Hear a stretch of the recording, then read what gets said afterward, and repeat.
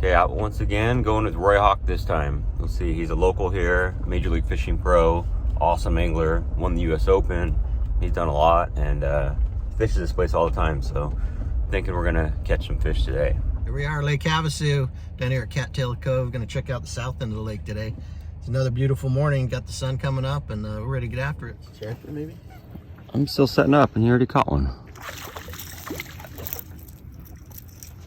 I moved like officially down to Lake Havasu just about 10 years ago now, and man, I just love the place. I actually used to come down here and kind of winter, you know, earlier than that, you know, for the last 20 years or so, and finally was able to kind of make it, you know, my full-time home. And man, I just love it down here. The community's great, and the fishery's awesome.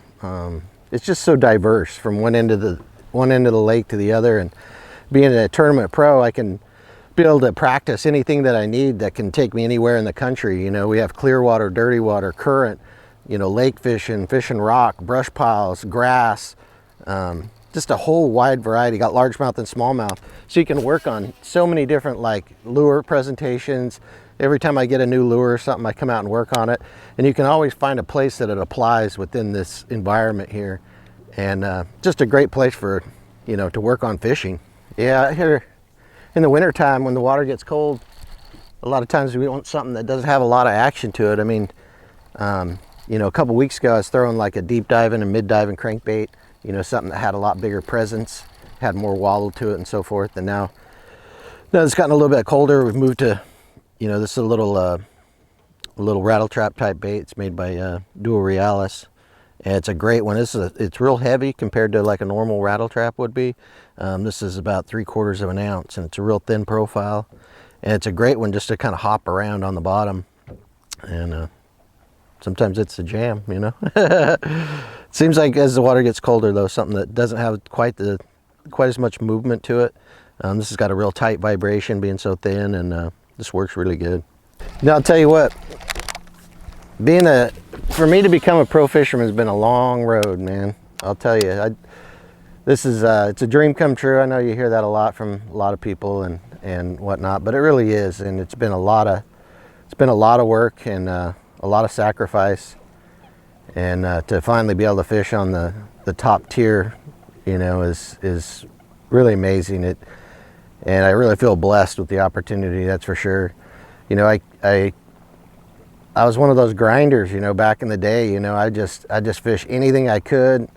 You know, I'd go live in my car and eat nothing, you know, and just you know, it was just one of those struggling type of deals for a long time. It still is today, you know, at times. So it's still always, you know, peanut butter one day and ribeyes the next day type of deal, feast and famine. So, but I love it, man. I really do.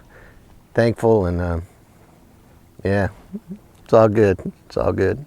You know, the first time I ever went fishing, my dad took me back in Illinois. He lived in Illinois and I lived in Salt Lake, and was out there for summer break or something, and he took me. I think I was 6 years old, and I remember I have a picture of it actually, which is really cool. It's I was fishing with a stick and a piece of line, a bobber, and a hook. And I got the picture of it and everything sitting there on the bank of a little farm pond, and I caught a bluegill, and that was my very first fish. So I still remember it, and I got a picture of it. It's even cooler. And as I got a little bit older, you know, that's every time I'd go to Illinois and stuff, that's all I wanted to do was fish, and I just started really getting into it. And my dad got me into a little tournament one time. It was a Elks Club, or Moose Lodge, yeah, Moose Lodge, that was putting on they put on like an all species tournament, and they just wanted fish for a fish prize is what it was, and then they had these prizes and stuff, and filled that bucket up and won the tournament. So catching bluegill and little catfish, and I can't even remember what we had, just all kinds of fish, and about 3/4 of a bucket full, and we had total weight. We had the win. So that was my first win. They actually gave us one of the prizes was these $2 silver. One of them's from the 1800s that I have, and I still have both those today, so kind of cool. I wonder what it is. I think it's a bass, but it's heavy, whatever it is. Big catters. Oh, dude, he's in something. Oh, it came out good. Oh, it's a big old bass, dude. Look at him right here. Oh.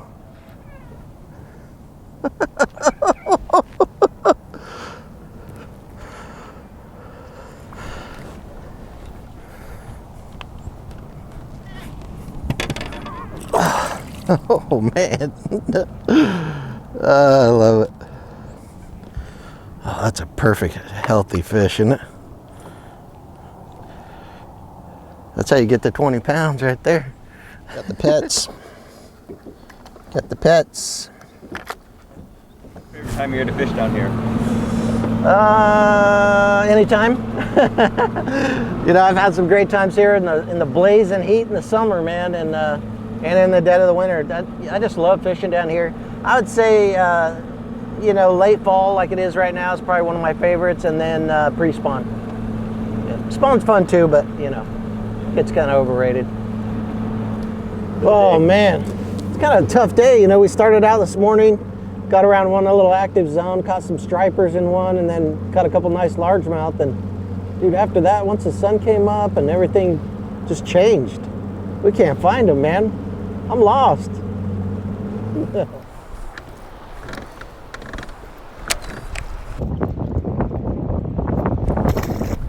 Got him, dude. Big smallie. Oh gosh, dang it. That's right where you should have been. That was a good one. Oh. Right on the end, dude. Another little one, it felt like. It's a little one though.